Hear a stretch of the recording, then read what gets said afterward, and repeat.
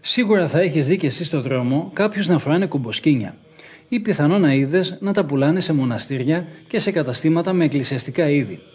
Έχεις σκεφτεί όμως ποτέ τι ακριβώς είναι αυτό και από πού προέρχεται? Ας το πάρουμε από την αρχή. Δείτε το βίντεο μέχρι το τέλος γιατί σας έχουμε μια έκπληξη. Ένα σημαντικό κομμάτι της χριστιανικής μας παράδοσης είναι το κουμποσκίνι. Είναι δύσκολο να μάθουμε ακριβώς πώς ξεκίνησε αυτό το κεφάλαιο, αλλά σύμφωνα με την παράδοση, το 320 μετά Χριστόν, ο Όσιος Παχώμιος, με τη βοήθεια του Αγίου Αντωνίου, ίδρυσε το πρώτο μοναστήρι στη Θηβαΐδα της Αιγύπτου. Με αφορμή την εντολή του Αποστόλου Παύλου «Προσεύχεστε αδιαλείπτως», ήθελε οι μοναχοί του να επαναλαμβάνουν για κάποιον ορισμένο αριθμό μία προσευχή. Κατάλαβε όμως ότι οι μοναχοί, αντί να είναι συγκεντρωμένοι στην προσευχή, προσπαθούσαν να θυμηθούν πόσες φορές είπαν την προσευχή και να μην χάσουν το μέτρημα. Έτσι λοιπόν σκέφτηκε να φτιάξει ένα σκηνή με κόμπους. Έτσι δημιουργήθηκε το πρώτο κουμποσκίνι και κατάφερε να δώσει ένα βοήθημα στους μοναχούς προκειμένου να τους βοηθάει να θυμούνται πόσες προσευχές έχουν πει. Ταυτόχρονα τους βοηθούσε γιατί συμμετείχε και το σώμα στην προσευχή, οπότε τους βοηθούσε ακόμα πιο πολύ στη συγκέντρωσή τους. Σύμφωνα με την παράδοση, ο δαίμονας γρήγορα κατάλαβε πόσο χρήσιμο εργαλείο είναι το κουμποσκίνι και τα βράδια πήγαινε και έλυνε τους κόμπους. Έτσι λοιπόν την επόμενη μέρα οι μοναχοί αντί να προσεύχονται έπρεπε να ξαναφτιάξουν το κουμποσκίνι. Τότε υπήρξε θεϊκή παρέμβαση. Σύμφωνα με την παράδοση πάντα, ο Αρχάγγελος Γαβριήλ επισκέφτηκε τον Όσιο Παχώμιο και του έδειξε πώς να φτιάχνει τον κόμπο που χρησιμοποιείται μέχρι σήμερα. Ο συγκεκριμένος κόμπος πλέκεται με τέτοιον τρόπο ώστε να δημιουργεί 9 σταυρούς, το οποίο συμβολίζει τα 9 τάγματα των αγγέλων. Με αυτόν τον τρόπο ο δαίμονας δεν μπορούσε να ακουμπήσει τα κουμποσκίνια και να τα λύσει. Επίσημες καταγραφές δυστυχώς δεν υπάρχουν πολλές. Υπάρχει μια καταγραφή για τα κουμποσκίνια στους λόγους του Αγίου Κουσμά του Αιτωλού.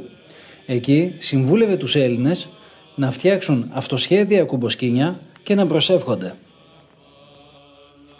Αρχικά λέγεται ότι οι μοναχοί έλεγαν σε κάθε κόμπο το σύμβολο της πίστεως. Επειδή ήταν όμως πολύ μεγάλο, αποφάσισαν να λένε το Πάτερ ημών. Αργότερα το μειώσαν κι άλλο σε μια πιο μικρή ευχή, το Κύριε Ιησού Χριστέ, Υιέ του Θεού, ελέησόν με των αμαρτωλών. Εν συνεχεία, αποφάσισαν να το μικρύνουν ακόμα περισσότερο σε μια σύντομη ευχή, Κύριε Ιησού Χριστέ, ελέησόν με των αμαρτωλών. Ενώ κάποιοι λένε ακόμα πιο σύντομα, σκέτο Κύριε ελέησον. Αρκετοί είναι αυτοί που σε κάθε κόμπο, αντί για Κύριε ελέησον, λένε και άλλες προσευχές. Για παράδειγμα, στην Υπεραγία Θεοτόκιο. Π.χ. Υπεραγία Θεοτόκε σώσον ημάς ή τις πρεσβείες Θεοτόκου σώτερ σώσον ημάς. Ή ευχές σε κάποιον Άγιο που έχουμε ιδιαίτερη αγάπη. Άγιε του Θεού Γεώργιε, παράδειγμα, πρέσβευε Χριστό το Θεό. Συνήθως τα κουμποσκίνια ξεκινάνε με τον αριθμό 33, όσα τα χρόνια του Χριστού. Το επόμενο σε μέγεθος είναι το 50 και μετά το 100. Έπειτα συνήθως αυξάνονται ανά 100, 200, 300 κόμποι κτλ. Ο Άγιος Παΐσιος, για παράδειγμα, λέγεται ότι χρησιμοποιούσε 300 κουμποσκίνη.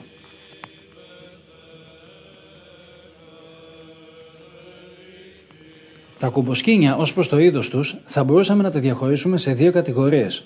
Στα βραχιολάκια, δηλαδή στα 33 κουμποσκίνια που φοριούνται στο χέρι, και στα κρεμαστά τα κουμποσκίνια, δηλαδή τα κουμποσκίνια που κλείνονται με ένα μεγάλο κόμπο και πλέκεται ο σταυρός με μια μικρή φούντα από κάτω.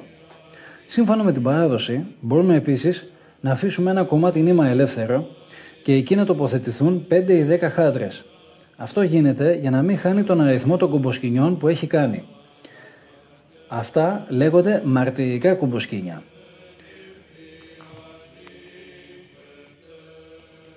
Μια μικρή διευκρίνηση. Πλέκω κουμποσκίνι σημαίνει φτιάχνω ή κατασκευάζω κουμποσκίνι. Η χρήση του κουμποσκινιού, δηλαδή η προσευχή με το κουμποσκίνι, συνήθως οι μοναχοί το λένε κάνω κουμποσκίνι. Το υλικό που χρησιμοποιείται είναι συνήθως δύο ειδών. Μάλινο νήμα, που είναι και το πιο παραδοσιακό, ή συνθετικό νήμα, γνωστό στην αγορά ως ποντικοουρά. Υπάρχουν και άλλα νήματα, τα οποία όμως σιγά σιγά εξαφανίστηκαν από την αγορά. Πλέον τα περισσότερα φτιάχνονται από αυτά τα δύο υλικά. Το πιο συνηθισμένο χρώμα, βέβαια, είναι το μαύρο. Πλέον όμως συναντάμε και άλλα χρώματα.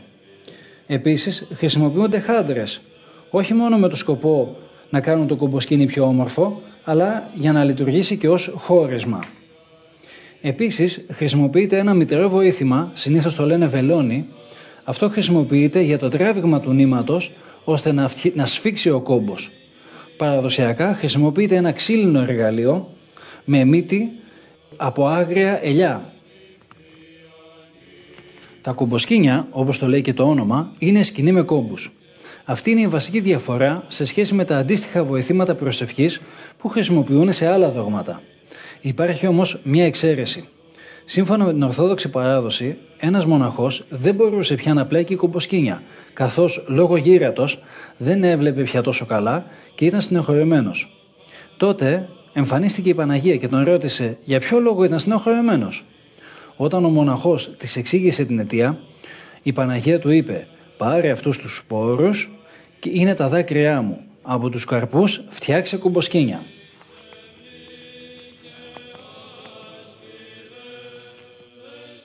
Μετά από όλα αυτά που είπαμε, καταλαβαίνετε ότι το κομποσκίνι δεν είναι διακοσμητικό. Είναι βοήθημα προσευχής. Μάλιστα κάποιοι γέροντες συνηθίζουν να το χαρακτηρίζουν ως όπλο κατά του διαβόλου. Ο Άγιος Παΐσιος το αποκαλούσε τηλέφωνο και παρότρινε τους πιστούς να το σηκώνουν, να προσεύχονται δηλαδή με αυτό όποτε έχουν πρόβλημα. Οποιοσδήποτε μπορεί να μάθει να πλέκει κομποσκίνια. Αυτό που συνηθίζονταν είναι αυτός που επιθυμεί να μάθει να πάρει πρώτα ευλογία από το πνευματικό του. Επίσης, αυτό που μου είχαν τονίσει οι μοναχοί σε ένα μοναστήρι είναι κάθε φορά που τελειώνουμε τον κόμπο να λέμε «Κύριε ελέησον». Επίσης, κάποτε είχα διαβάσει σε μια έρευνα κατά την οποία μια ομάδα επιστημόνων επεδίωκε να βρει ποια δραστηριότητα είναι η καλύτερη για την καταπολέμηση του άγχους. Το αποτέλεσμα ήταν το πλέξιμο. Όχι του κομποσκινιού, βέβαια, γενικά. Αλλά το πλέξιμο ήταν εκείνο που βοηθάει πιο πολύ τον άνθρωπο να συγκεντρώνεται σε αυτό που κάνει και να ξεχάσει για λίγο όλα τα υπόλοιπα προβλήματα που έχει. Ο επιστημονικός όρος για αυτή την κατάσταση είναι flow. Οπότε σας προτείνουμε ανεπιφύλακτα να ξεκινήσετε το πλέξιμο κομποσκινιών, το οποίο επιφέρει εκτός από τα επιστημονικά ωφέλη και πνευματικά ωφέλη. Θα θέλαμε να σας ευχαριστήσουμε που είδατε το βίντεο μέχρι εδώ και να σας το ανταποδώσουμε με μια μικρή έκπληξη. Ένα ανέκδοτο σχετικά με το κομποσκίνι. Κάποτε ένας άντρας που δεν είχε ιδιαίτερη σχέση με την εκκλησία και τα πνευματικά γενικότερα, αποφάσισε να γίνει μοναχός. Ταξιδεύει λοιπόν και πηγαίνει στο Άγιο Όρος.